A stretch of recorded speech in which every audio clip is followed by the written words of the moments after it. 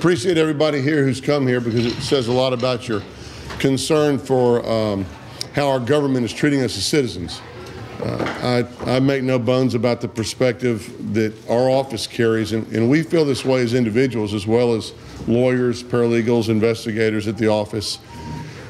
We don't think that the government should be forcing its citizens to give up their blood against their will, regardless of what they're looking for. It's our position that there are more than enough ways for a reasonable police officer to make a case on a DWI.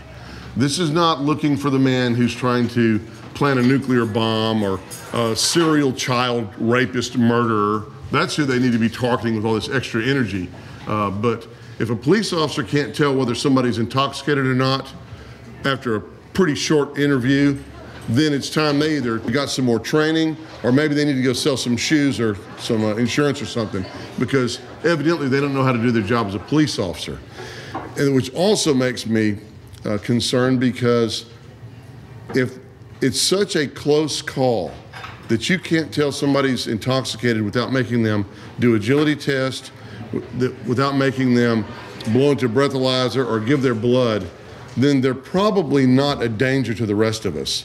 They probably were weaving a little bit in their lane like every one of us does, and they had the odor of alcohol in their breath and some minor traffic violation, red bloodshot eyes. Our office got a number of calls when the DA's office started publicizing the No Refusal Weekend program for the whole year. They started putting the signs up on the electronic boards on the highway. The radio and the television started telling us about it, the newspaper. We started getting phone calls at our office from individuals who are not currently clients, from concerned citizens. These are people who, they weren't calling us collect from the jail, concerned about the No Refusal Weekend program.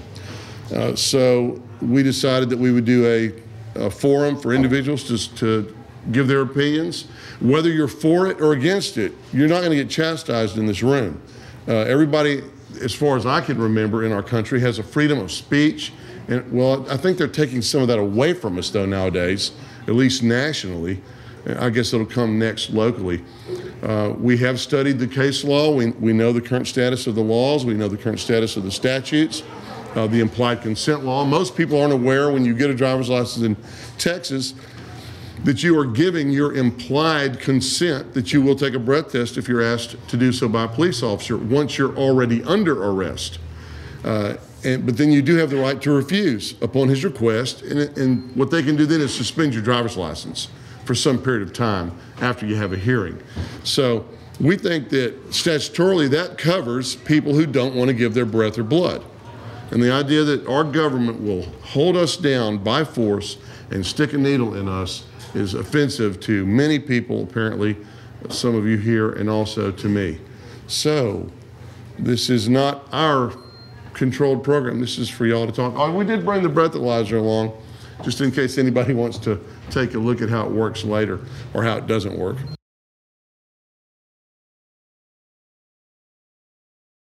We could go from an extreme example of somebody who's bouncing off the median, obviously drunkard and Cooter Brown, maybe too drunk to cooperate. I'll tell you, under the current state of our law in Texas, if the police officer asks that individual for breath or blood and he's so drunk he can't refuse, they have the right to take, under that implied consent law, his blood. The other extreme is someone who has a defective tail light. They went and had some Italian food, 1 glass of wine, maybe 2. Not enough to be legally intoxicated. And some would argue on the police side that, well, if they just take the breath test, then that will show they're not intoxicated. Well, number one, they've got to get out of their car, stand on the side of the road while everybody's driving by, answer questions of a private nature that they might not want to answer. They're asked to perform field sobriety tests that they've never performed before. And in all likelihood, if we had them in here right now with no alcohol in their system, they would fail or demonstrate clues that the police will say are clues of intoxication. I would say they're clues of uncoordination. Does somebody want to there's a volunteer. No, somebody want to, so I don't want to use anybody from my team because you'll say we're using a ringer. You will, come on up. And I notice, sir, you've had a half a beer. Yeah. All right. Are you intoxicated? I am not. Does he look drunk to anybody here? No. Okay. All right. Now, one of the first tests they'll do to you is the eye test. It's called the HGN, the horizontal gaze nystagmus. And the police officer will hold up a stimulus from 12 to 15 inches from your eye, right above eye level, so that way I can see your eyes. And what I'm looking for is for his pupils to jerk. Now, what the police don't tell you is that there are dozens of different types of nystagmus that will express itself during the same test.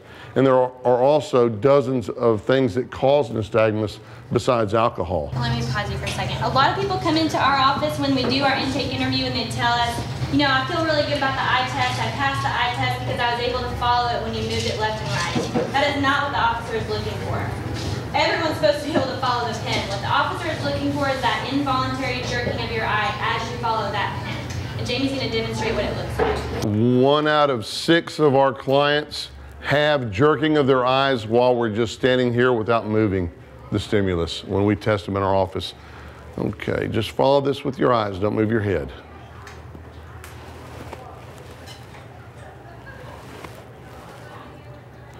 Did you see that just then? When I stopped moving this stimulus, your eyes get used to following an item. And when it stops, your eye will go a little bit past and then jerk back to catch it, and it'll bounce just a little bit. Now, I argue that if you have a couple of beers, you're not intoxicated, it'll exaggerate that effect and it will make you look intoxicated. Or it'll make you look like you have nystagmus. That's why we say don't take the eye test. Or if I don't do the test properly and I do it like this, I have jerking.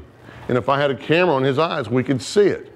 Now, it's not a steady jerking. But a police officer on the side of the road, 18-wheelers rolling by, wind's blowing, dust in your eyes, it's 2 o'clock in the morning, you're tired, you've had cigarette smoke in your eyes. You see how these things can multiply and make you appear to be something you're not. One of the other things they'll do, okay, you got some jerky in your eyes. There's a little at I think the point we're trying to make right now is the officer has to do it precisely following the protocol that has been established by NHTSA.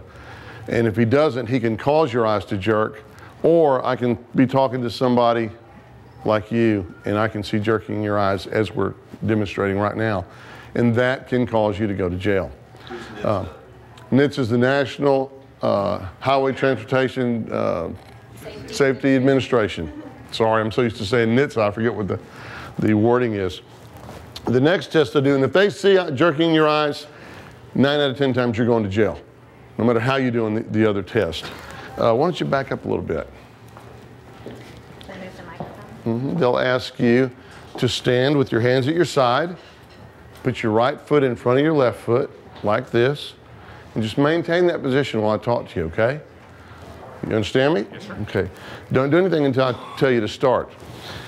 And what I want you to do is keep your hands at your side and then just start walking heel to toe and count as you walk. 1, 2, 3, so forth until you get to 9. Once you get to 9, then take a series of small steps and then doing the same heel to toe motion, just return back to your point. Are you ready? Yes, I am. You understand? Yes, sir. Go ahead.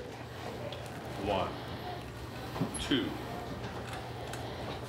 3, 4, 5, 6, 7, 8, 9. Got you a little close there. Okay, you can stop right now. Y'all saw him lose his balance on one step. That's a clue. He also stepped, he missed heel to toe. That's a clue. He also turned the wrong direction. That's a clue. The NHTSA program says that 2 out of the 8 clues I'm looking for, which y'all don't know what they are, and you're going to jail, okay? Let's do the one-leg stand just to see if you can't salvage yourself a little bit. Yeah, this is the easiest one. We do this all the time. I want you to stand. Excellent. You're nervous. You've never done this before. And you know what?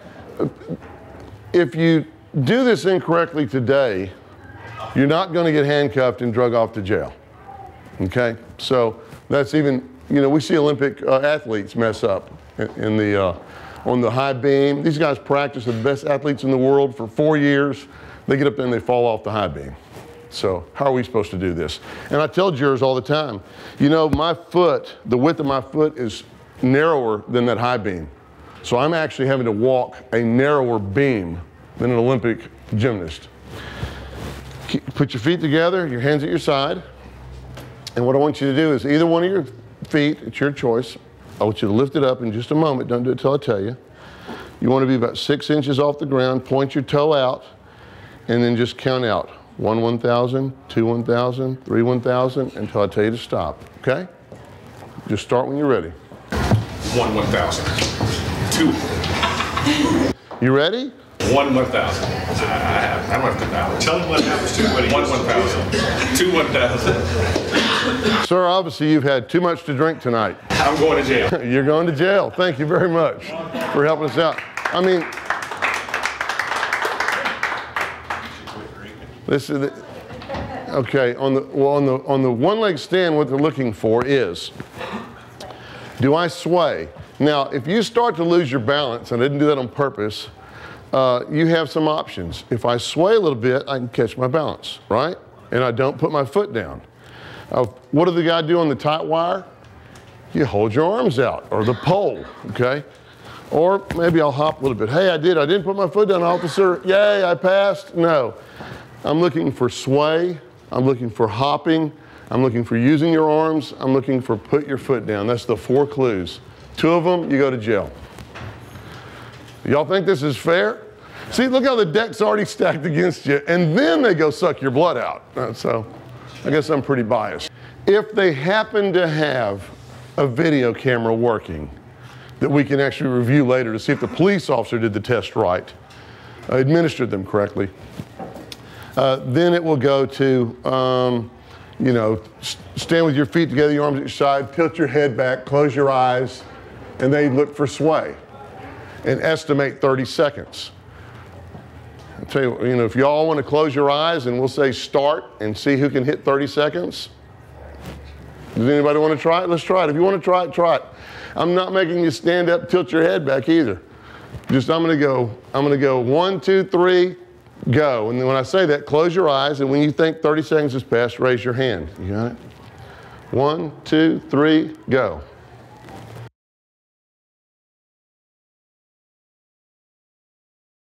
Okay, there's one guy. Is that the only guy who did it? That's it. Okay. Okay.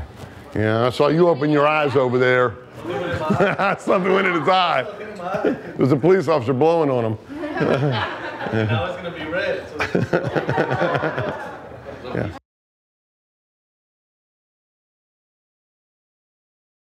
On the walk and turn, you want to tell them the clues? Yeah. In the walk and turn, before they give you the instructions on the actual walking and turning, they have you get into that instructional phase where you put one foot in front of the other, your hands to your sides, and I'm not very good at it, and you wait until the officer completes giving you instructions. If you come out of that position, that'll count as a clue against you before that test even begins. So that'll count as 1 out of 2 that will take you to jail. Okay? After that, if during the instructions you feel like you kind of got a good understanding of what the officers told you to do, and you start performing the test, that will count against you as somebody who started the test too soon. That's another possible clue. So that's 2 that can count against you. You can be done before you even start.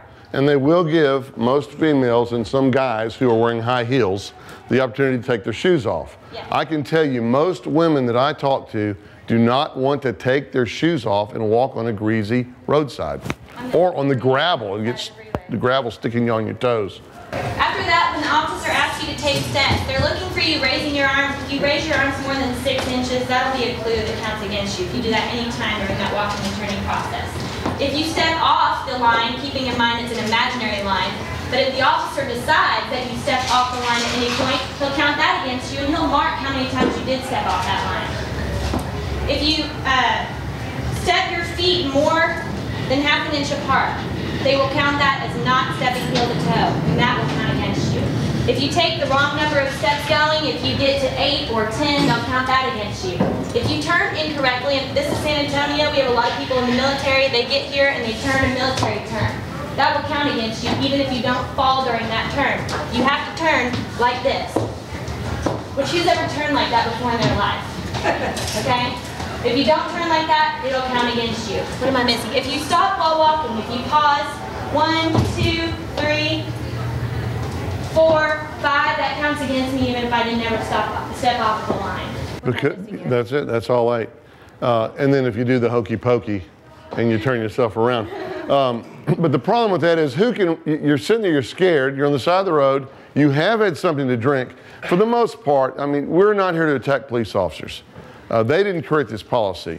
They're doing their job, and the police officers are the ones who are showing up at the 2 or 3 people dead in a car from somebody else hitting them, or even if they're the ones that are driving. So I never want anyone to get that impression from us.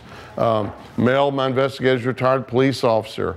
My friend Mike there used to be a state patrolman. I'm a former police officer. Dave's a former police officer. So, you know, our friends and family members are cops.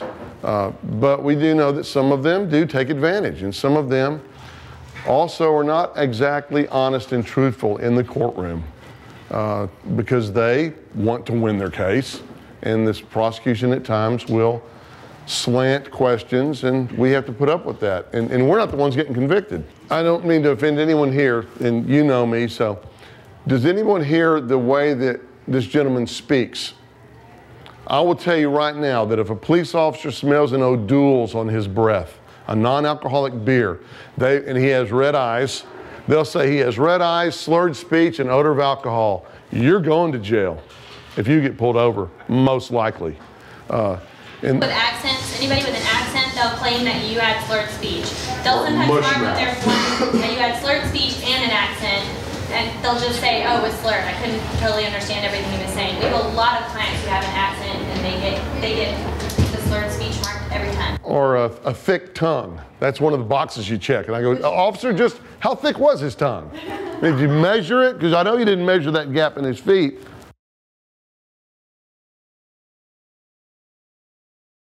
There are statutory rules and case law which control what a police officer can do in a traffic stop.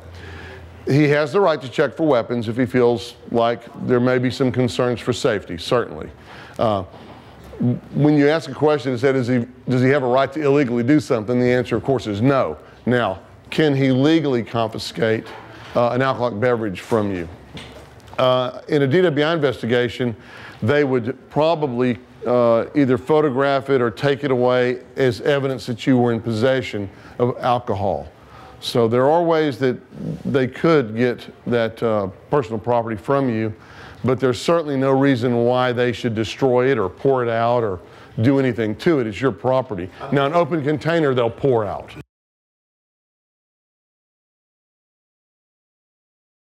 They will introduce it as evidence against you to say that, therefore, you know, look how much this guy had. He obviously drinks a lot. They jump to conclusions, and the courts typically allow that.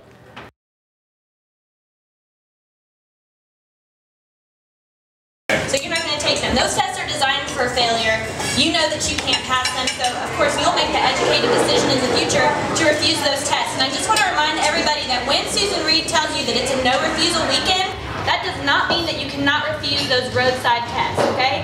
You still have a right not to participate in the walk and turn, the one-leg stand, and most importantly, the eye test. And the officers will try to trick you by, as soon as they pull you over, they'll say, let me just check your eyes and make sure that you're okay to drive. They are not just checking your eyes. That is a field sobriety test, a standardized field sobriety test, and you have a right to refuse that test and should do so. A lot of times that eye test, that's the test they're going to hang their hat on.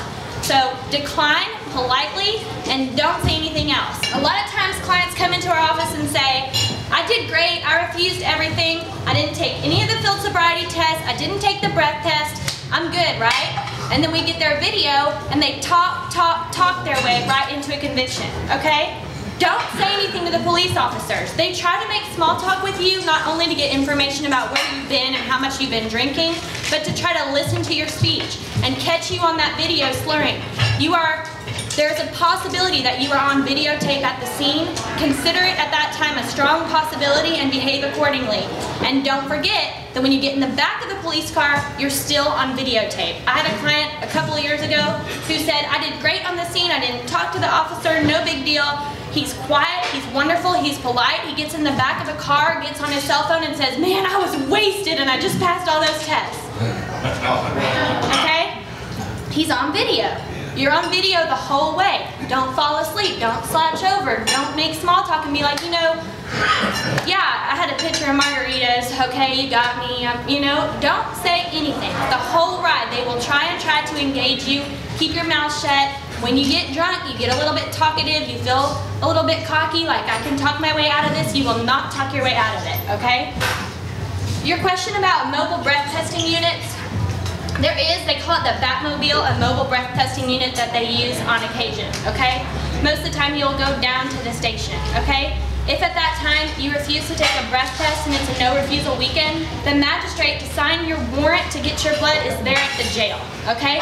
So if you refuse the breath test and they need to get a warrant to take your blood, it's not going to be like in the movies where they're like, oh, it's 3 o'clock in the morning, we have to find a judge in this town, let's run over to his house and wake him up and knock on the door, and you're sitting there in the jail for hours. The guy is there, okay? The warrant's going to get signed, okay? And they have him on standby. Do you want to add to any of that? Well, the best thing you can do to save yourself a lot of pain and a lot of money is don't drive drunk. Needless to say. You know, sometimes individuals, they won't be intoxicated, but they'll say, okay, I'm headed home, I'll take a couple of shots, I'll get home before it impacts me. Well, they get pulled over before they make it home.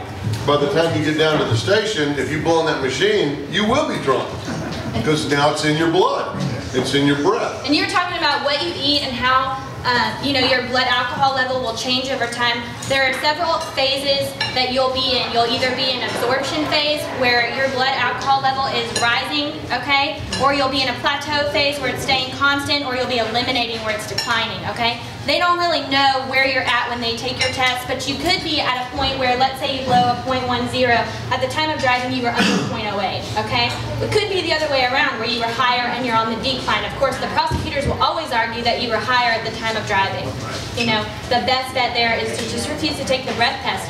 We had a client recently who told us, I refused the breath test because I have a personal story.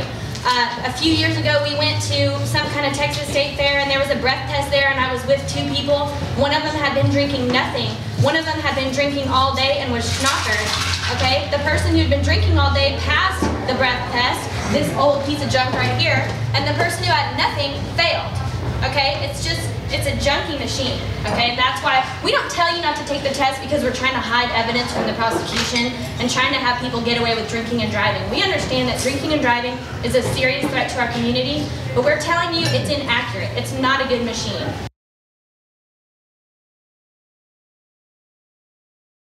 No, not. The question is, why don't they? Not everybody who stops you will be equipped with video equipment. So a lot of times people are disappointed that there's not a video, and that is not the officer's fault. The officer's car is not equipped with a video and he couldn't make one. Sometimes they're equipped with a video and the video is malfunctioning, so you don't get a videotape. When I was a police officer, there was only one reason why I didn't want a videotape on me, if I was going to do something wrong. Otherwise, I mean, what if a guy caps me? I want the video running. I want him to show who hurt me. If a woman says that I groped her, I want a video playing to show I didn't touch her. If someone says I called them a racial word, I did not. I want a video running. There's no reason why our public servants should not have the protection of videotapes playing for them. Because I defend police officers in administrative hearings. I used to do cleat work, and I get hired on individual basis now to represent police officers when they get accused of something they didn't do. And it infuriates me when I find out that they go, well, the video, I've got one, but it hasn't worked for 6 months. I turned in a work order, but they won't fix it. If that machine had been fixed, the police officer would have been exonerated. If I have a client who comes to me and he lies to me, I always tell my clients, there's one piece of evidence I want to see above everything else, the video. Because if the police officer in his police report and his testimony says the guy was in a green car and he turned left, and the client says I was in a red car and I turned right, but the video shows a yellow truck going straight. I'm going with the yellow truck.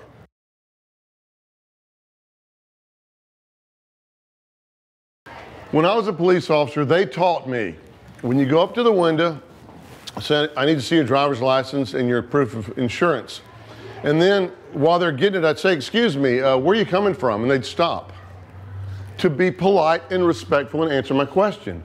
I was taught to write a report that said he lost track of what I asked him to do. When I asked him to do two things at once, answer a question and provide documentation, he got confused because he had been drinking alcoholic beverages. Well, that's not true. My daddy taught me when a police officer says something to you, you listen, you answer him, you stop what you're doing.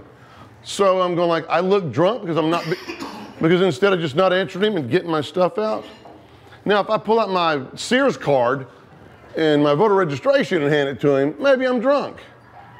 But you shouldn't, trick me. That's what we say, trick. There's other words to use. I want to address it as well because I was raised to respect police officers, and both the attorneys that I work with are former police officers, and I don't like to make exception to that rule. I like to respect police officers, so if the word trick was offensive to you, I want to reword it. What I'm talking about is the police officers don't have to tell you when they stop you that what they're doing is a field sobriety test.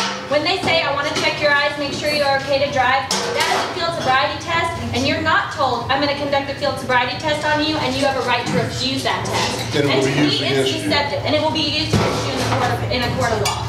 And for citizens not to know that they have a right to refuse something they're being asked to do, a lot of times on the videotape, when I use the word trick, what I mean is it's not fair. Okay, and that's why we're here today, to inform all of y'all that you do have these rights to refuse and that you should, because people who are sober cannot pass those tests.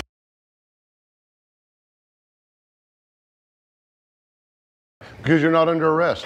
Miranda kicks in at arrest. And in the state of Texas, the arrest point is made by the police officer. If I pull you over as a police officer and I in my mind go, this guy is intoxicated, he ain't going nowhere without handcuffs on, he's going with me to the jail. But instead of saying you're under arrest, I'll continue my investigation. Now, from the perspective of the police department and law enforcement, there's nothing wrong with that. I'm trying to get more information. I'm trying to make a better case. We're not here condemning or attacking the police officers for doing that. What we're saying is, y'all need to know this. Y'all need to be made aware. One of the first questions that I would recommend somebody says, officer, am I free to leave? Because most times the police will tell you the truth. They'll say, no, you're not free to leave. Because if he doesn't say that, you'll say bye-bye and take off. So, am I free to leave? No, you're not. I'm conducting an investigation. Now, at least he's had the decency to tell me I'm being investigated, so I'm either going to go with him or I'm going to go home. I better think about what I say now. I've had clients that were not intoxicated that blew under in 08. I've been doing this for many years. Who, when he asked him about the field sobriety test, he goes, I couldn't do this if I was sober. I said, what did you mean when you said that? He goes, well, if I had had nothing to drink. I said, well, it sounds like you said I'm drunk. He goes, I wasn't drunk. I said, but you have to be careful what you say. And there's a lot of ignorance among us as people.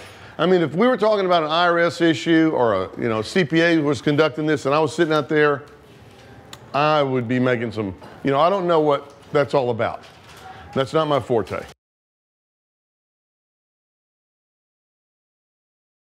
On holiday weekends, things like that, it's happened in other cities, but not on every single weekend of the year like we have right now under Susan Reed. So this is not a state law, it's just a local It's a local declaration. policy. Yep, local policy. One of the things that troubles me about every weekend, no refusal weekend, the drunks, they're too drunk to remember. They're the ones who are killing people. It's not the guy who is a .06 to a .10, typically, who's killing somebody. It's the people who are twice drunk and above. That's what the statistics are saying.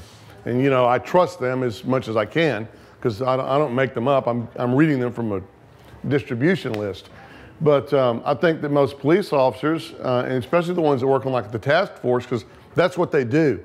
They will tell you that it's the chronic drunks or the inexperienced drinkers who don't realize that two of those big margaritas will blow you away because you don't know how to drink.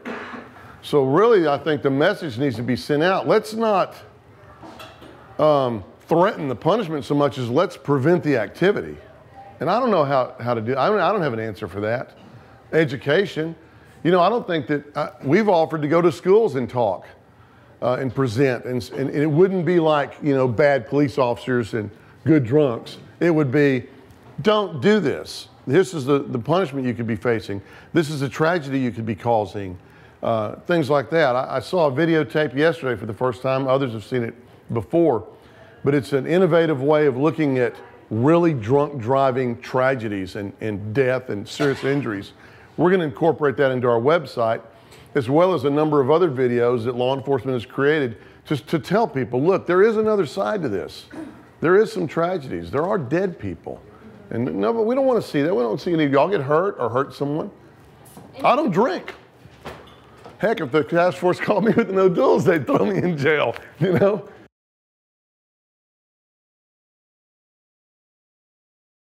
If the roadblocks come, it's going to be very controlled, I hope, because nationally that's what the courts have demanded. And I'll tell you that the roadblock statistics that the police departments are releasing are showing that, well, NHTSA, that organization we talk about that puts out the DWI investigative program, NHTSA is saying that something like, you know, 40% of the drivers between 10 p.m. and 3 a.m. are intoxicated. Yet roadblocks show that it's about 2% of the people that they're stopping are getting arrested for DWI. Now, there's either the police officers are letting drunks go. I don't see that when it's a DWI roadblock, or the statistics are fooling us. They're playing with the numbers. Like Jamie is saying, you know, we're certainly not encouraging citizens to, you know, go out there and drink and drive and then call us and we'll help you to get away with it. We're encouraging you to be aware of your rights when you're out there on the road, because a lot of people don't know what they can and can't refuse. When you're driving and those tech stop billboards are saying no refusal, and that's it, that explanation. We want you to know what you have a right to refuse and what they're trying to stop you from. Drink, drive, go to jail. It's not illegal to drink and drive as long as you're not intoxicated and you're driving safely. Buzzed driving is drunk driving. What's buzzed? I know one Cheech and Chong might say one thing. Someone else, an electrician, might say another. We got a question, and it asked, why is it if you're arrested for DWI and you go to trial and a jury finds you not guilty, are you not compensated by the state for time? You know, we cost a lot of money. We're some of the most highly trained individuals in the state of Texas and in the nation at our firm. So we have to charge a lot of money. I mean, we have the breathalyzer machine. I had to buy it. I had to go get certified in it and all that stuff. The problem is you're not being found innocent. They're not saying, oh, this man needs to go because he never should have been arrested, although they do say that sometimes. So in effect, what the law is saying is the case has not been proven beyond a reasonable doubt against you. And, you know, we hear about people that go to prison for decades, and we know conclusively they did not do the crime. It's unfortunate that happens. And I always like to say I believe, well, I do believe in my heart that most police officers would never intentionally put someone in prison that they knew were innocent. But I think sometimes there's a rush to judgment and sloppy work is done. And that's unfortunate.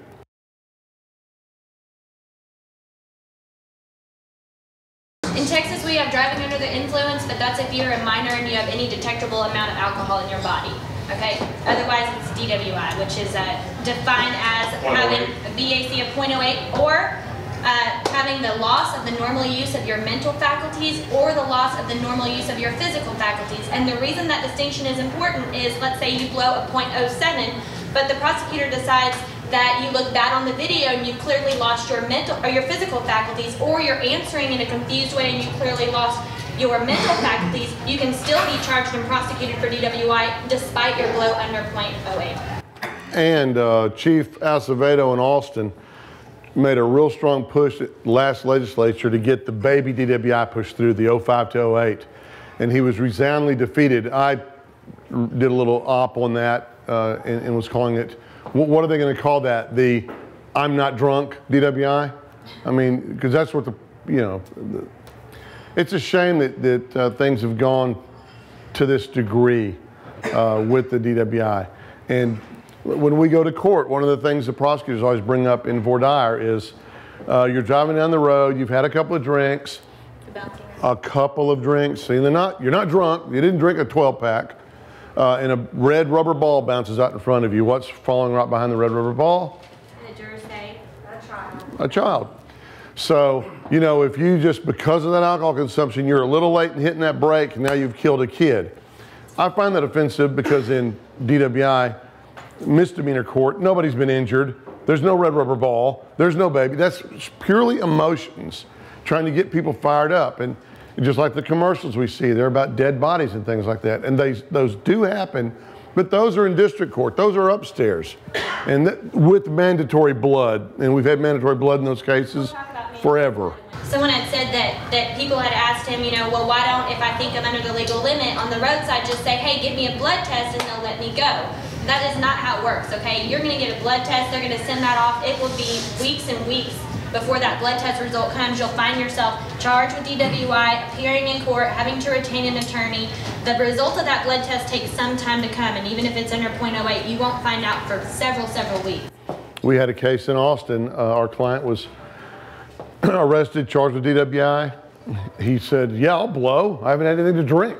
He blew 0. And the police officer said, well, obviously you're you doing drugs. He said, I've never taken a drug in my life. Take my blood. So I said, oh, okay. They took his blood. 0 across the board. It took us 2.5 months to get that case tossed. And we had to fight like dogs. And this poor guy had to pay us a lot of money. If he had had prescription drugs outside of his prescription levels, if he had exceeded, but he didn't have that either. But that's a concern I'm having is, you know, they're out here arresting a lot of people that really are not your true drunk drivers. But yet during the daytime, I wonder how many of our fellow drivers are out here, they're popping Prozac and, you know, people are... Outside of the therapeutic dose, then you can get a DWI. But if you're, and you have to make sure that therapeutic dose for you isn't too much. Because you can think you're following the doctor's instructions, think you're following the law, but you can be out here blind. You know, these like people with Ambien that they go to bed and they wake up and they're naked driving down the, or they wake up naked in jail. They don't even know they got arrested. We've had some of those clients.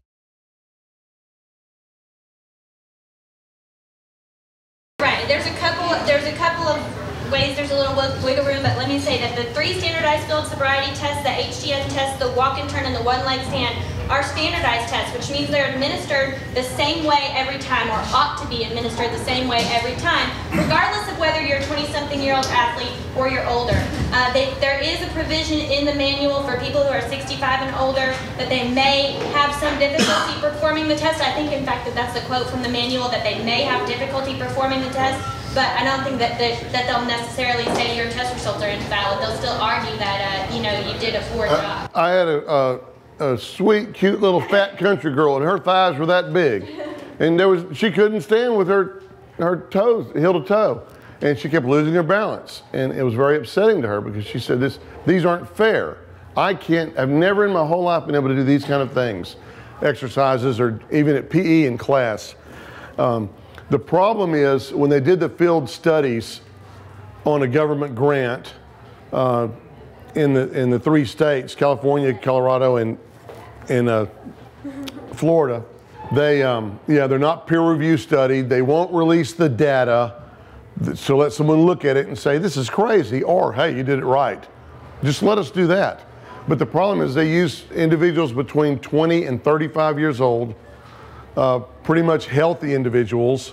They didn't have any people that, you know, I'm overweight, I'm gonna be 55, and I'm probably in pretty good shape for most guys my age. But no, they make us adhere to the standards of the 20 to 35-year-olds. And a brief comment on the studies that they're talking about. NHTSA relies on these studies to, what they say, validate these tests. These studies are conducted, in the most part, by somebody named Marceline Burns, who works for NHTSA. And I was a sociology major in college. my entire college career was focused on how studies are performed and how to perform them correctly. And something that is very important for a study to be considered reliable in the scientific community is that it's peer reviewed, okay? That it can be conducted again by someone else in the scientific community with the same result, okay? And that's just not the case with these studies. They're basically in-house validation studies, very, very limited sample sizes. Sample size is something else that's very, very important. You'll see it conducted with 6 or 7 people saying, you know, okay, this is valid. It worked on these 6 men between the ages of 20 and 35. And they're outrageous. In New Mexico, there's a case called Lasworth, and Marcelina Burns was brought in by the state to testify, and after the judge set her down to qualify her as an expert to testify, he said, "You're not an expert. You can't testify in my court." And they removed her from the courtroom. Yeah, that's what we're faced with, and that's what's so frustrating for us. The walk and turn is, well, I hope I don't have these backwards. The walk and turn is 68% accurate, according to NHTSA, and the one-leg stand is 65% accurate, or vice versa. Okay, but either way, okay, that means 1 out of 3 is Misdiagnosed. yes. So you arrested 3 people based on that, doing poorly on that test, yet 1 out of 3, according to their own data, that shouldn't apply. And the officer will say, well, I conducted 3 tests and I'm combining and I'm using totality of the circumstances, but sir, if you have bad balance or you have bad balance and you don't do well on the walk and turn, are you going to do well on the one-leg stand? But if you can't pass it when you don't have anything to drink, how are you going to pass it just because you've had a couple drinks? Hey, you might do better. I don't know. I play pool better when I'm drunk, so maybe I do it better when I'm drunk. Who knows?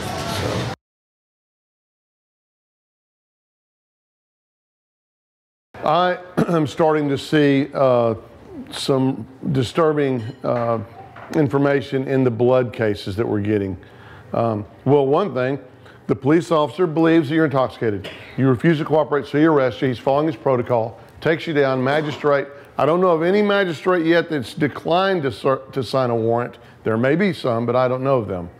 So far as I know, they're rubber stamping the warrants, and that either means all these warrants are being done beautifully, or they're just stamping them. You know, they're approving them all. Regardless. The magistrate is waiting there to sign them. Okay. Oh yeah, they may be filled out to some degree. When I used to write tickets, we'd write all the tickets and then just wait for your name and the time. They just insert name and I mean, if they're not, it's because they're being told not to. I was looking at a study today. This is not a study conducted by NHTSA. This is a valid peer-reviewed study. And just to bring up one place where blood tests can fail, there is a organism called Candida albicans. It's a yeast organism. It's present in the air. It's present on everybody's skin. Okay, we're talking all over everybody's body and in the air that we breathe. Okay, and it's on this cap, the outside of this cap right now. I could wipe it with alcohol to kill it, and then what happens with the alcohol when they punch the needle through it? It goes in your blood sample. If any of that candida gets, and this is the needle that they use, I showed it around earlier, but if any of that candida gets into this blood tube, okay, which it can do from the ambient air around, or it can be on your skin or in your blood, okay? If any of it gets in there, then what that little organism does is it eats the sugar that's in your blood and it produces alcohol, okay? So what this study did was it took a blood sample that had candida in it, okay? It let it sit there for a little while, and the blood sample was 0.00 on the first day that they took the blood. And she means a blood sample with no alcohol. No alcohol, 0.00 alcohol content. They let it sit there for, what was it, 3 days, okay? 3 days later, they tested that sample, and it read 0.071. Okay, they call that neogenesis of alcohol, and it happens. All right, so if you were at 0.02 and you grew 0.071, you're drunk according to the law. Okay? 3 days later. So yeah, and the breath machine is subject to error, the blood is subject to error. And he's talking about the warrant process. There's many, many stages of the blood process. The warrant being one of them, taking the blood, transporting the blood, storing the blood, putting it in the gas chromatograph, okay? All of these stages are subject to human error and error of machines, and so, yes, there are ways that blood test fails too. What's in the tube to keep that blood from forming alcohol? Well, there's a couple of things in this tube. It varies actually, but there is an anticoagulant, and there's a... Because if the blood coagulates, it'll be like if you take this glass of tea and you take a glass with no ice, tea with no ice. We drop the same amount of alcohol in each glass. Well, the glass of tea with no ice will have less alcohol content because we take the ice out, the coagulated blood, and we just test the tea that's left. Well, it's only this much. So the alcohol percentage is increased. But it's not increased like that in your body. Right. It's a false reading. And the other thing is when they test the blood at the lab, they never check to see how much of that chemical's in there. Right. I know every one of y'all has gotten a gallon of milk that had less than the one next to it, or soda pop, and there's a little more in that one than this one. This has got to be exact, yet they refuse to test the chemical. What's so hard about saying, oh, while you're running that gas chromatograph to see what's in the blood sample, make sure the correct amount of the chemicals in Or there. test you for the candida, because this potassium oxalate and sodium fluoride, that same study showed that it had no effect. It's supposed to preserve the blood, okay?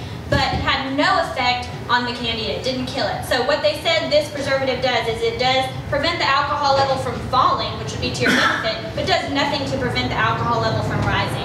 And I'll let y'all see that little powder that's in the bottom. Go ahead and pass that around. That's the anticoagulant and the preservative. That's supposed to protect the integrity of the blood sample, but actually does nothing with regard to the main ingredient, that Candida albicans, that can actually cause the blood alcohol level to rise. It's in this room. Everybody's got it on their skin. It's in the air that we're breathing right now. You can be indoors or out, and you've got it, okay? The question is, does it make its way into your sample? And, the people that are taking your blood, they don't always do it correctly. They're subject to human error. If any of the air gets in, you'll see there's a little gray top on that tube. If that vacuum is compromised at all, then that candida can get into that sample, and they don't test it at the blood lab to see if it did get in, okay? They don't take any steps to protect your rights. Once they find that there's alcohol, they run with it, okay? You're not tested for any kind of interferon or any kind of bacteria that may have gotten into your... Does anybody know how much blood they actually take when they run it through the machine and the needle comes down? And does anybody know how much blood they actually test? One drop? How about none? They test the air above the blood. They don't even test the blood. The machine, the way that it's, and that's how they test all blood in this test. Because there's a scientific rule called Henry's Law that says equilibrium will create the same amount of alcohol in the air as is in the blood. But when jurors start hearing that, jurors go, they didn't even put any blood in that thing? Go, nope. They take what's called the headspace gas that's in the container just above the blood, saying that this tiny sample, what they do, which I think the point that Jamie was getting to, is they'll take the number that they get from that tiny, tiny microscopic sample, and then they multiply it to come up with the number that they're going to say is your blood alcohol level.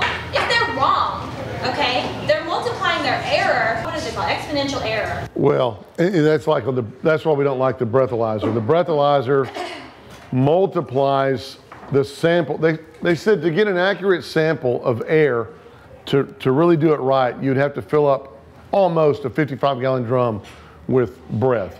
So they can't do that, so they get a small sample that fits inside here. It's about the size of a paper towel roll, and they just multiply it. Well, if you're in construction and you're gonna run, let's say the shingles on a roof, and you're off by 1 or 2 degrees in the first foot. When you get down to 100 feet, how far off are you? Well, you can tell on a roof because you'll look and go, hey, that roof's crooked. They messed up. But how can you tell on this thing? The reason why I brought, do y'all remember this phone? Man, I used to sit there at the fancy restaurants, have that thing right by my tea, looking good. I was cutting edge. Would any of you go to the AT&T store today and walk out of there buying this for $100 and use it? Okay. When was this popular? In the early 90s, right? The chip, the Z80 chip that's inside this machine is from the 70s. It's like the one that was in the Atari game and Pong. That's what they're doing here. All we ask is just catch up. You catch up. Let's be fair. Hey, You're not supposed to drink it to the point of being drunk and drive. You're not supposed to do that, so don't do that. But golly, don't get screwed by old technology, non-peer-reviewed articles, tests that my partner back here couldn't pass with a half a beer. You know, that's what upsets us. That's what gives us our drive.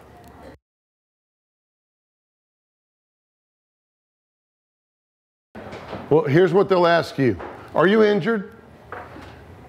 What do most men say when a young stud cop goes, are you injured? No. Some of them have been in rollovers. No? Okay, come do this test. We've had tapes where when they started doing the other tests, the guy goes, I can't do that. I blew my back out 3 years ago. I gave you your chance. Yeah. You said you weren't injured. Now you're twisting things. And they'll say in the police report, he started off telling me he wasn't injured. Then later he says all of a sudden he had this injury, and his answers became inconsistent, which demonstrated a loss of his mental faculties. And if an officer pulls you over and gets you out of the car, if you're in an accident and they get you out on the roadside and they say, are you injured? What do you think that means? Are you injured right now from something that just happened, right? People don't think, well, hold on, officer, let me think about all my life experience and what injuries I've had throughout my life, because that's not what you think he means. You know, and so they say, well, you said nothing, and so you're not injured. And later when you come to court, now you're making that up. One of the problems we're seeing is we'll see a police report and it talks about how the defendant was staggering, stumbling around, almost fell down. That's like saying, yeah, I almost got kissed. Did you get kissed? No. Okay, well, you didn't get kissed. You almost fell down. Didn't know where they were. You know, they make it really look bad. And then you'll see the videotape at the police station, and the guy looks fine. Looks like any one of us standing here tonight. And that's another reason about that videotape that really angers me, because it's like, you know, why can't we just see what they, maybe the guy's telling, maybe the officer's writing the report correctly. Maybe the guy had a miracle, you know, his wine turned to water. And all of a sudden, he's able to look great when he's not really great. But we have a problem understanding that. And, but jurors typically, and when I was a police officer testifying, well, they typically believed me as the officer. And I, you know, at times it's like when a defense attorney's crossing a police officer, I mean, this isn't Perry Mason. The officer's not going to jump up and go, you know, I made all this up. He really wasn't drunk. You know, the police officers go through the training. They go through the propaganda. You know, they're subject to, they're going to err to the, and you know what? I never have a problem with a police officer erring to the side of caution. If you think that this person could be intoxicated and they're going to, if you let them go, they're going to run into my family and hurt my children, take them to jail. But I do ask jurors, if there's some question in your mind, you need to err to the side of caution. You need to say not guilty, because it's not innocent or guilty. It's did they prove the case, yes or no, beyond a reasonable doubt. Well, I'll tell you that the officer's training manual includes instruction on how to testify convincingly. It's in there. I mean, they get the training on how to convince a jury, you know. And prosecutors meet with them later if they didn't do a great job. You need to answer the question this way next time. And they'll meet with the prosecutor before, and when they're on the stand, which, by the way, a lot of these trials, when they happen 2-3 years later. And the officer on the stand will be holding his police report, looking down at it, looking back up, and testifying. Okay, about something which obviously, you know, doesn't have much memory of anymore, because these officers make multiple arrests. But they're relying on what they wrote down, you know, and looking up and just saying, yeah, I remember it. And sometimes they remember things that aren't in the report that hurt us, you know, and I wonder about that. But that's why I want videotapes, because then it's there. Yeah, people always say, oh, y'all don't like those videotapes, do you? We go, yes. Sometimes we need to tell our client, look at this videotape. And you don't have a sacroiliac that's out. You know, you were talking about tequila shots. You know, we're in trouble here, so let's work this case out. And when you're on the video, even when you decline to take those field sobriety tests, you're still on the video doing what we call your normal behaviors. You know, on the video, you will walk. At some point, you will turn around and place your hands behind your back. You will turn, okay? In court, we're arguing whether or not you've lost the normal use of your mental and physical faculties. As long as you're performing normal and not abnormal activities, then your performance on the videotape is helpful for us. We love videotapes. We had a trial here, and the officer was talking about the walk and turn, the one leg stand. I said, officer, honestly, how often do you see people do the walk and turn when they're not being investigated for DWI? Oh, all the time. And I was like, that wasn't the answer I was expecting. I said, well, when's the last time you saw that? He said, well, just last night. I said, okay. You never ask a question you don't know the answer to as a defense attorney, but I had to ask. I said, yeah, tell us about that. And he said that he was watching, as he was driving down the road, he was watching a construction worker stepping off the distance to cut a board or something like that. And I mean, everybody just went, come on, guy. I said, so if you subcontract a job at your house and the guy who's cutting the board for your support structure is stepping it off with his feet like that, you're gonna hire him? And of course he goes, yes. So he lost his credibility. I asked him, and then I said, well, what about the one leg stand? And he said that he sees that all the time outside of a DWI investigation because his kids are in fencing class. And I'll tell you, the jury lost respect for his testimony, and we got a not guilty pretty quickly in that case. But that's not typical. But I mean, I don't want to mislead y'all to think that's every time. But it was really surprising. He should have just said, you're right, that's when people do it, during DWI investigations. And then the jury would have said, oh, okay, good question, good answer. Let's go on.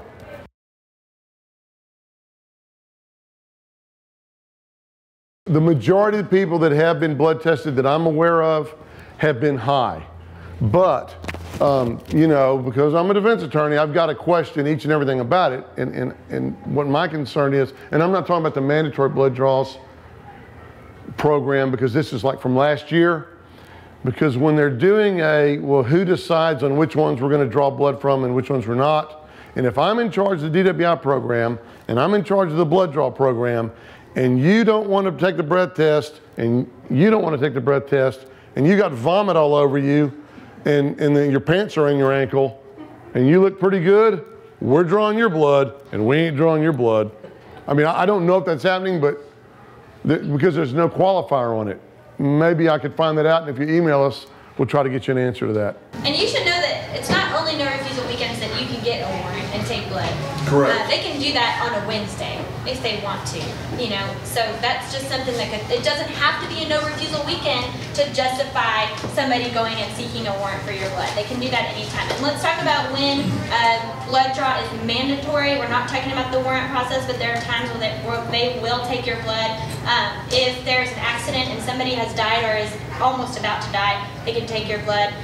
If somebody has suffered serious bodily injury, or if somebody has suffered bodily injury and goes to the hospital as a result of the accident, or Other than you, the person other than you, somebody else. If it is a felony, DWI, and am I missing any? No, as in it's your third, you've got 2 convictions, or you have a kid with you. Child passenger. Yeah. So a warrant won't be required in those circumstances. That's a mandatory blood draw. Really, the only non-blood draw by statute is a misdemeanor DWI First or second? where there is no injury. And a DWI first is a Class B misdemeanor, and a second is a Class A misdemeanor. So the judge is like, well, y'all already got blood draws in all the more serious cases. What's the need here? What's the purpose?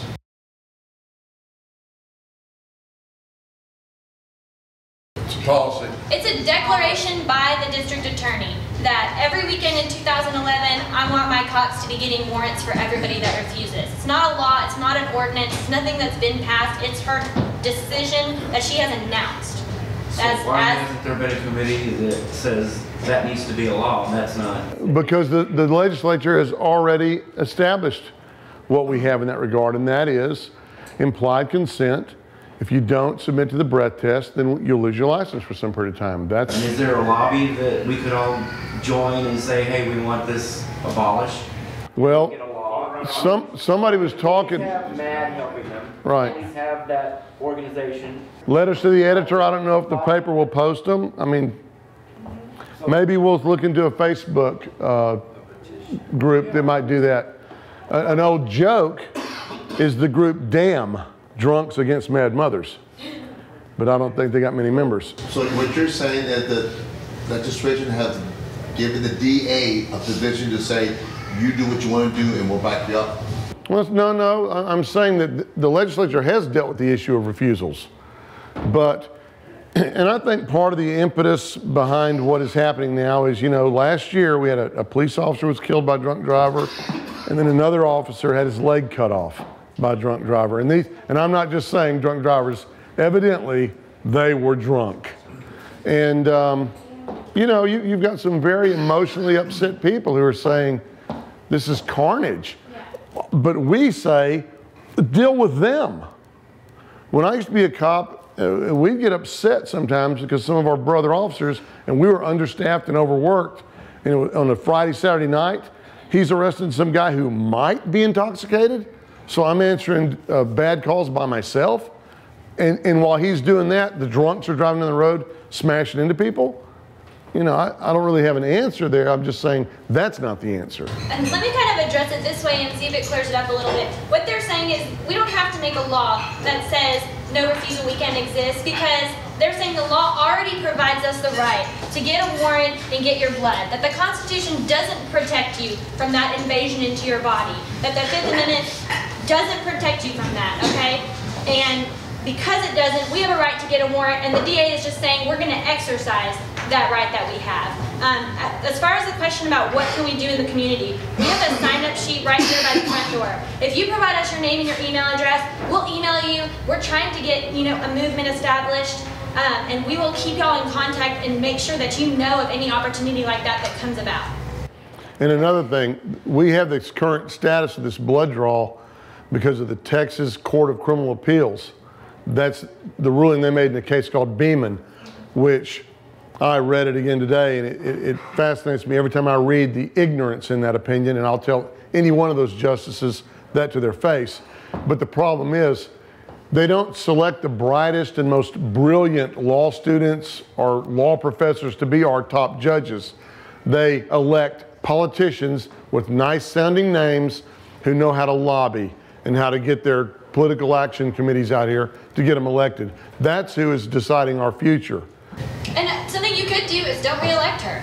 There you go. You know, you always have a voice at the polls, and she just recently ran for re-election. I think it was 60-40. Nico LaHood ran against her. And if we have a problem with her policies, you know, the best thing that we could do as citizens is to go out there and exercise our right to vote and get her out of office and get somebody else in there. What's her name? So her name is Susan Reed, and her opponent this past year was Nico LaHood, and I think he'll probably go again. And he's a great guy, a friend of mine. There's been constitutional challenges to it, and that's what he's talking about with Beeman. Beeman is case law, which means that somebody challenged it and said, you know, I don't think you have a right to take the blood from my body like that, and the Court of Criminal Appeals said, we think that they do have that. They basically have said that the Fifth Amendment protects you against incriminating statements under compulsion. So that's oral statements or things you've written in like a diary. The Fourth Amendment controls unreasonable searches and seizures. And the first word in that is persons. Now, we shall be secure in persons, property, and things like that.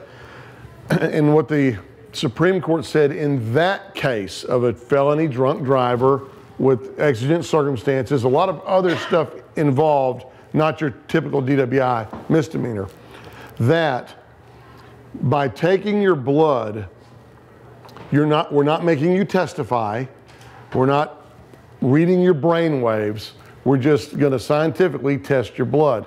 But if you read that decision, it is disturbing, because the dissent, and it was a 5-4 case, and the dissent was going off about we are giving more protection to your home and to your car than we are giving to your body in this decision. And it was frustrating. You can read the case. It tells you the story of what happened to that driver. It tells you the reasoning of the judges. You know, it doesn't take a legal education to read and understand what happened in that case. And we invite y'all to read it and just see how preposterous the decision was.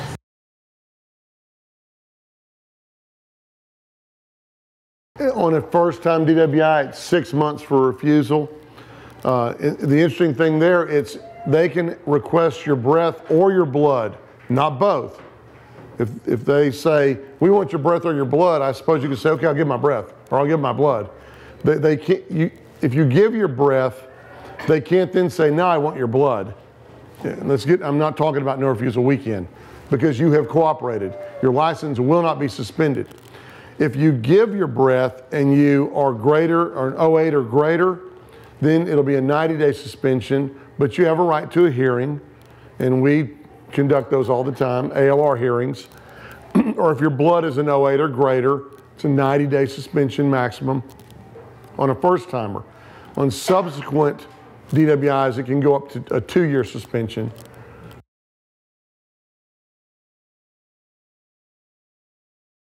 Well, under the statute, it can be a qualified technician, an LVN, an RN, a phlebotomist, and then they call it a certified, I guess, a certified technician, which a cop can become a venipuncturist and do it.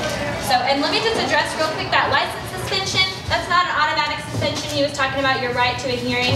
That right to a hearing is very time sensitive, okay? So you have 15 days after the date of arrest to request your hearing. And what we do is we get the officer, we get him in a room, put him under oath, and ask him questions. And they have to prove, the Texas Department of Public Safety, in order to uphold the suspension of your license, has to prove that there was reasonable suspicion to stop your vehicle, probable cause to arrest you, that you were offered to give a sample of your breath or blood, and that you refused. And we attack those on the basis, usually, of lack of reasonable suspicion for the stop or probable cause for the arrest. And we've been successful doing that. So don't think that it's a given that you're going to lose your license. You are entitled to and absolutely should request a hearing. Not only because the hearing will save your license, but also because it gives your attorney an opportunity to get the officer that arrested you, sit down with him, and question him under oath, okay? We don't get, like civil lawyers do, a deposition where we get to ask all the questions we want to ask in trial beforehand and then use that transcript later. The ALR hearing is a very important tool to your defense where we know what the officer is going to say and we can use it against him if later in your trial he says something different under oath on the witness stand. So it's a very essential tool. If the officer doesn't show up, then you get to keep your license and it gets dismissed. I'd say that happens 50% of the time. That you get to keep your driver's license just because the officer doesn't come. And a lot of times when you tell us the officer that arrested you, we can tell you whether or not he'll probably show up at your hearing because we do these all the time. And a lot of officers are notorious for not going. I'd say half the time people keep their driver's license just because he doesn't come. There was a recent discussions because the prosecutors in the courtrooms are upset because of the ALR hearings where they're requiring police officers to go and testify to support the license suspension. And the prosecutors were quoted in the paper as saying that's not fair, that they're getting a shot at the police officer's testimony and all this discovery. And I'm thinking, when I was a police officer, the truth was the truth. If I always tell the truth, I can't get in trouble unless I did something bad, and I admit it. But it's like, is my memory going to be better within 40 or 50 days of the arrest and you lock me down on sworn testimony, or 4 years later when I walk into the courtroom and I start pulling stuff out of my pocket? Oh yeah, that's when he said he had tequila too. Oh yeah, and then he kissed an ugly girl. And you know, I mean, where does it go? You know, he'll answer one way under oath, and then your trial will be 3 years later, and we'll have that transcript and say, well, you were under oath 40, 50 days after this happened, and you said this, and never told us that this happened, and in fact told us that this. I mean, it's such a valuable tool. So if anybody, you know, is stopped for DWI, make sure that you see somebody within 15 days, because if you miss that 15-day deadline, it's gone. Your license will be automatically suspended on the 40th day. Don't see somebody, call us. Right. Yes.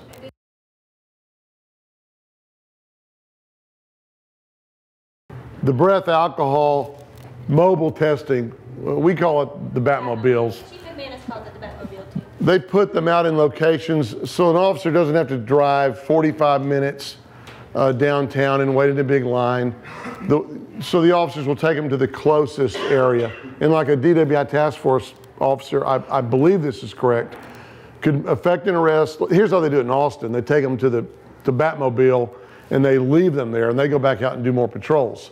And then the officers that are assigned to the Batmobile take care of breath testing and transporting. I don't think they have anybody on standby to drive you back to pick up your car at the pound in case you blow under. Because if you blow under, you still go to jail. If you go to DWIdude.com, we have a blog and I wrote an article on the Batmobile. If you want more information on that, you can read the article that I wrote or call us. I'll talk to you anytime about it.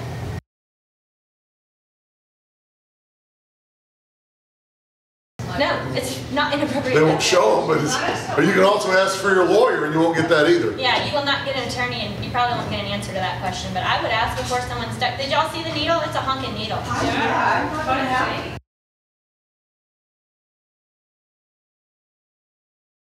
The best advice I could give you if you have an out-of-state license and you are going through the DWI process, contact us. We'll file what we need to file in case. Sometimes we've had to have hearings on out-of-state license, sometimes we don't. It just depends.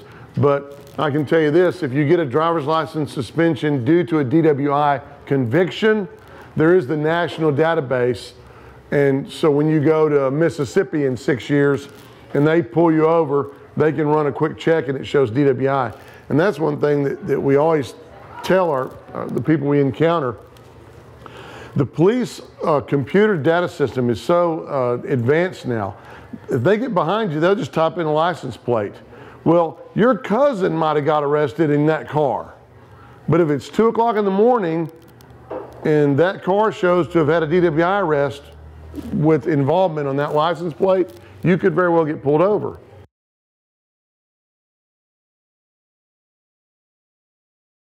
Let me give you an example, okay?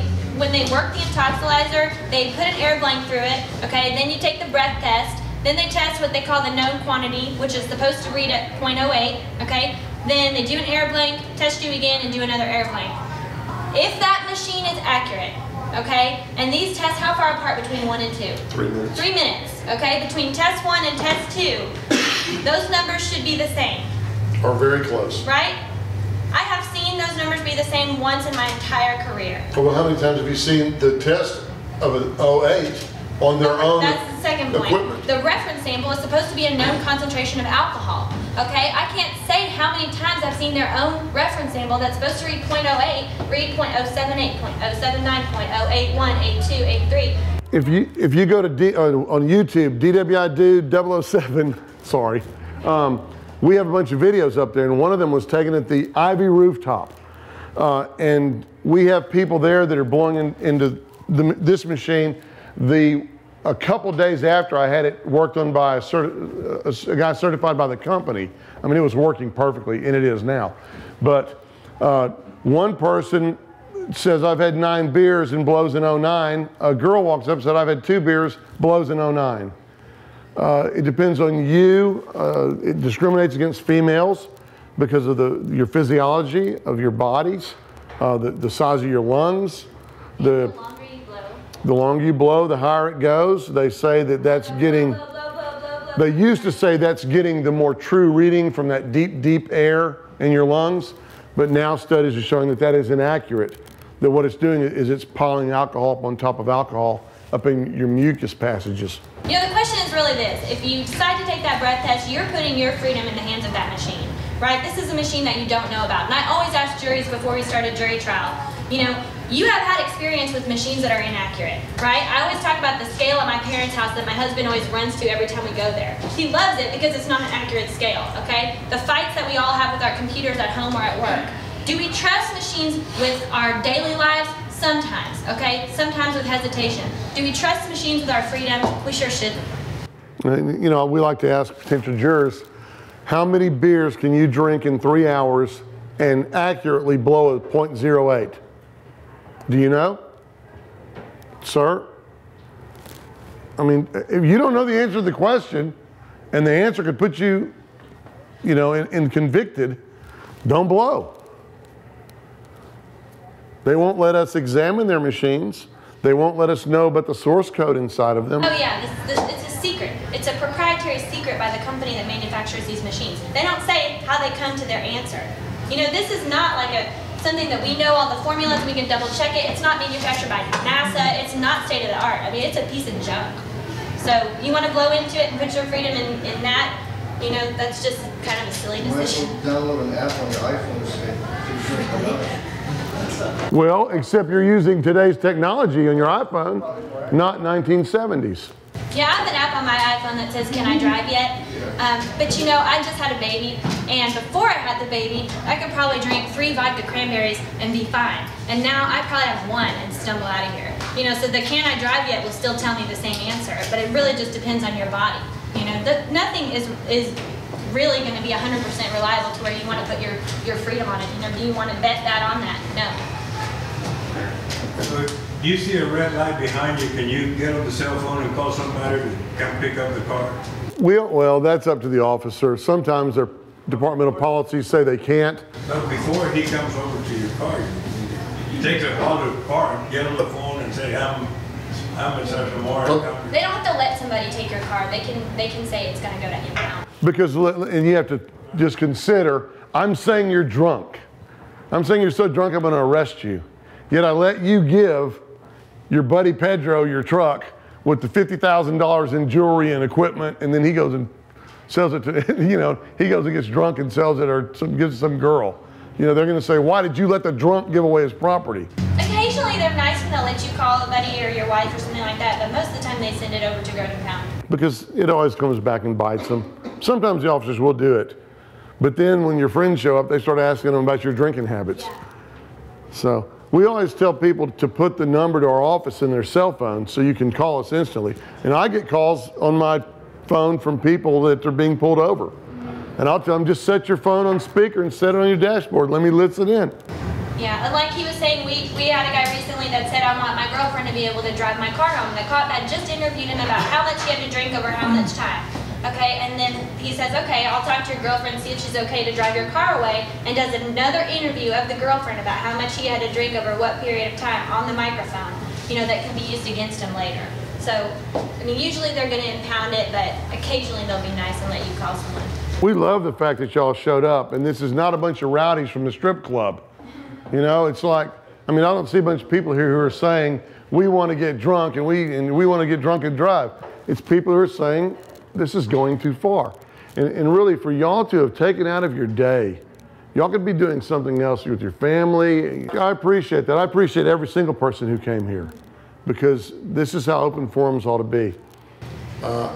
And we don't have to have one of these open forums for y'all to talk to us about your questions or to tell your friends to talk to us about questions about DWI. We are always available to talk to people. Our website is DWIdude.com. You can call us at any time. Our phone number is DWIdude. I will be happy to talk to anybody or anybody that you talk to about this meeting, about anything we discussed in here. And I'm sure Jamie feels the same way.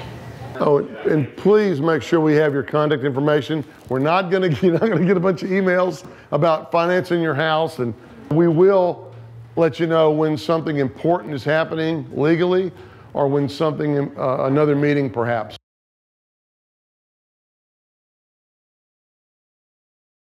Typically, the people that are supposed to know say, and this is a rough estimate for a guy your size, probably if you drink 1 beer an hour, in an hour it'll be gone. So, and 1 beer is 0.02.